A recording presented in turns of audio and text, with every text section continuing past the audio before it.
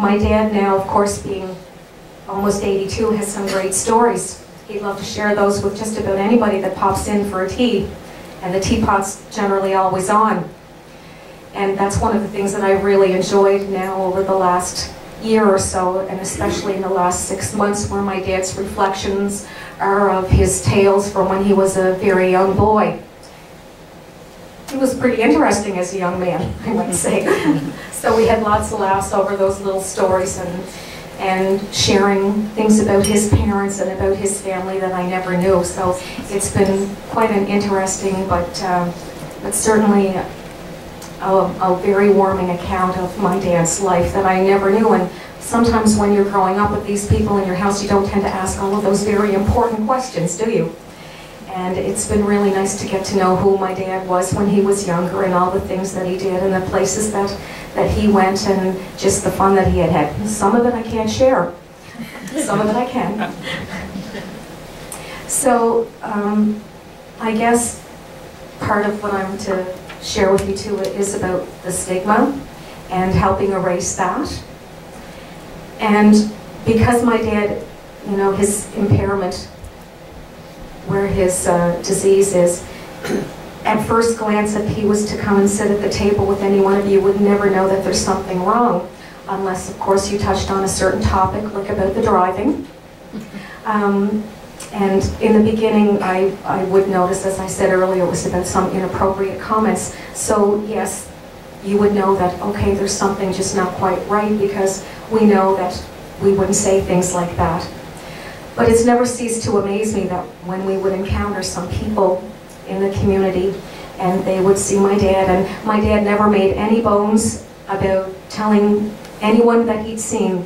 He says, they got me diagnosed with the Alzheimer's. That's how he greets people, and that's how he shares it. And I've always embraced that, and I'm grateful that that's how he has chose to accept the illness on whatever capacity that he can understand it.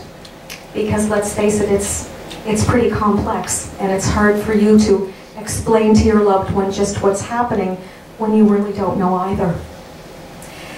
So yes, I did find it very interesting when I would meet people and they would say things like, oh gosh, Bill, you're looking great. And then he would say, oh, you know, I'm diagnosed with the Alzheimer's and I'm not allowed to drive anymore. And their response would be, oh, I can't see anything wrong with you. I can't see why you can't be driving. Can you appreciate how if you've had a good few days, how that can take you totally back to square one and beyond?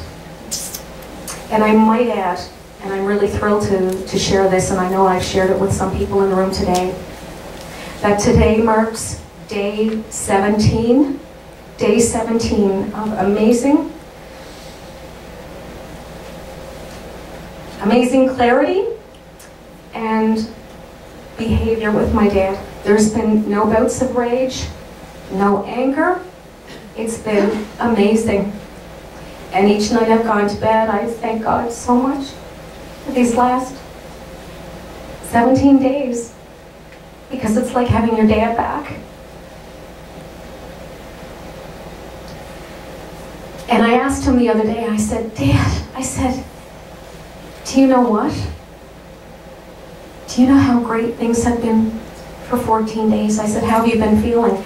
And, you know, as I was trying to prompt a response from him, he couldn't really tell me that he knew that there was any kind of change in his behavior or that things were different.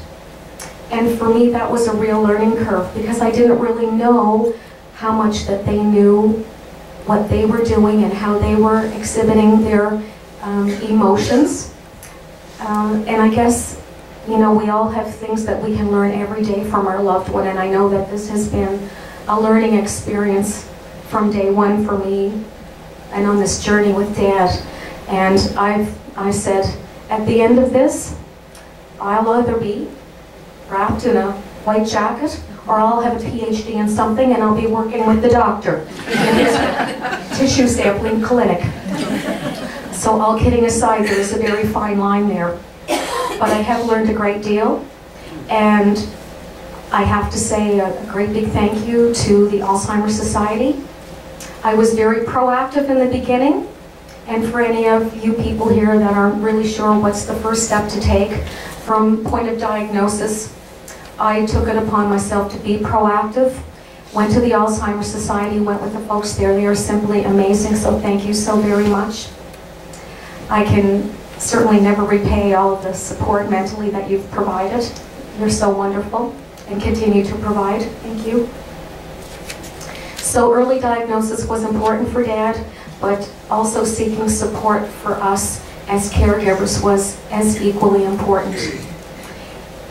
It helped me make some decisions, difficult decisions, very difficult and delicate decisions, and sometimes you will disagree with other people that you love and who love you, but you have to be firm, and you have to know that this is what has to be done to make things better for your loved one, and certainly to make it easier on the rest of the family. And it's true, you will not always agree, and that can be hard too, especially if you've had a relationship where there was, never a lot of quibbling back and forth with your siblings. And I still think today, my gosh, I'm glad there's only 2 of us, because I couldn't imagine if there were multiple siblings and there were all these multiple suggestions and telling you what needs to be done, because that becomes a whole other ball of wax. So it is our role as caregivers to go out and educate the public and share our experience and our knowledge, because my goodness, I can tell you after today and after the great speakers that I've listened to today, and they're all wonderful and I thank them for their time, how it's been extremely empowering for me. And we don't always have days up here. Some of our days are down here, and I think that's normal. And I think being educated and well informed is the best way to move ahead. And you don't have to move ahead in great strides. It's minute by minute, hour by hour some days. But the important thing is that you keep moving ahead and you keep believing in yourself.